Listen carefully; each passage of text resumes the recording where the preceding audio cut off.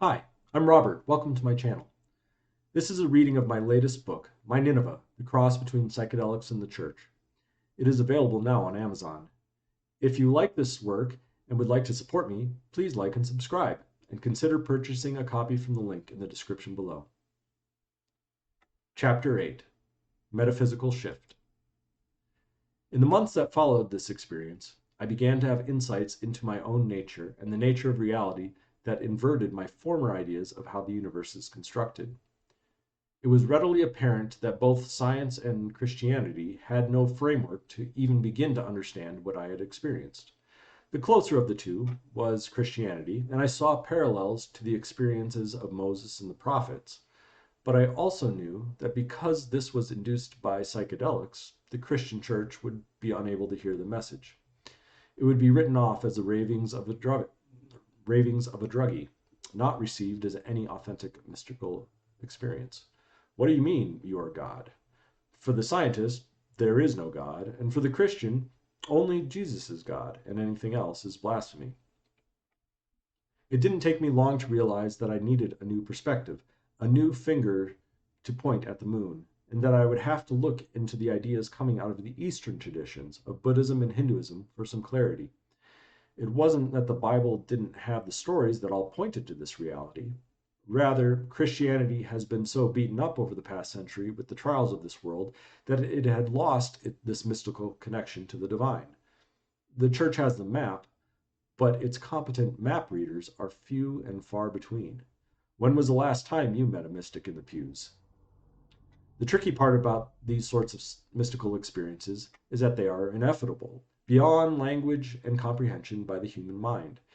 Indeed, even as the experience was ending for me, I could feel a process of forgetting occur as I entered back into consensus reality. It is not possible for the teacup of the human mind to understand the ocean. That said, the word that best describes the experience is non-dual. This experience gave me firsthand knowledge that necessitates a reinterpretation of so many passages of the Bible. I could see clearly now where and why the average Christian would substitute a dualistic interpretation for a non-dual truth. Here in consensus reality, there are always two, or duality. It is a part of the creation of reality. What that means is that in order to have up, there must also be down. For there to be in, there must be out. For there to be a thing, whatever that object you choose, there must also be a thing that it is not. Everything has its opposite. Each letter of the alphabet is itself, because there is something not that letter. Past requires future, left implies right, good needs bad, and white is nothing without black. The most well-known symbol for the dualities of nature is the yin-yang symbol. The non-dual experience is the collapse of all dualities into not two. That not two is known to be God. It is known to be consciousness or spirit. It is the infinitely creative source and entirely beyond comprehension. It is the only thing that exists. Everything else is an appearance in or modulation of God, giving an appearance of duality. God is beyond space and time, beyond male and female, beyond any label or concept that could possibly be applied. God is beyond the endlessly chattering and labeling mind. This consciousness is also the most intimate part of our own being. It is what gives rise to all thoughts and experience. We know that we live and exist and experience via the direct experience of consciousness.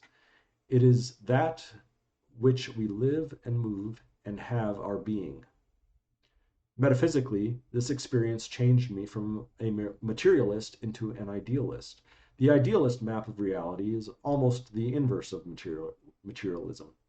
Rather than matter being the ontological primitive appearing in a big bang and unfolding in the random bumping of particles over billions of years, consciousness becomes the ground of being, and that which creates matter in a process that is identical to dreaming.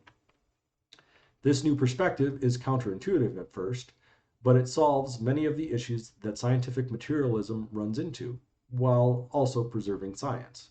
It is simply a matter of understanding the capabilities of consciousness through observation and applying them at a larger scale.